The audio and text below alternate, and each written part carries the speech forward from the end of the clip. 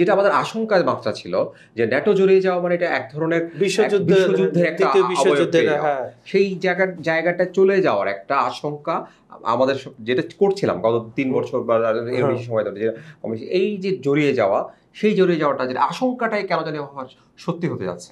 আচ্ছা, ট্রাম্প যে ৩টা শব্দ বলেছেন, হেয়ার উই গো, আপনার নিশ্চয়ই মনে আছে ইরানে যখন মার্কিন যুক্তরাষ্ট্র হামলা চালায়, বলেছিল যে 2 সপ্তাহের মধ্যে আমি একটা বড় ব্যবস্থা নেব। সরাসরি হামলার কথা বলেনি, একটা ব্যবস্থা করব, এই নেব সেই নেব, কিন্তু সে 2 সপ্তাহ না 2 দিনের মাথায়, 2 দিনের মধ্যেই।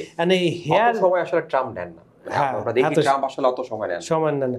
এই হেয়ার উই গোর আসল আপনার যুক্তরাষ্ট্র কি বোঝাতে যাচ্ছে এখন? ঘটনা হচ্ছে কি, যুক্তরাষ্ট্র তো আসলে কথা না, এটা ট্রাম্পের কথা। যেহেতু ট্রাম্প ক্ষমতায় আছে এবং তাকে অনেক কিছু, যেমন যে ট্যারিফ যেটা সে দেশে দেশে দিছে, অনেক সময় সে তার হাউস অফ কংগ্রেসে এটার কোনো পাশ কাটিয়ে সে আদালতে পরে তো কিছু কিছু দেশে নিষেধাজ্ঞা উঠায় দেওয়ার কথা বলা হয়েছে। উনি আসলে কোনো কিছু বললে কারো ধার ধারে না, ওনার কাছে যেটা মনে হয় সেটাই সে করে, কিন্তু ওনারও একটা প্ল্যান থাকে।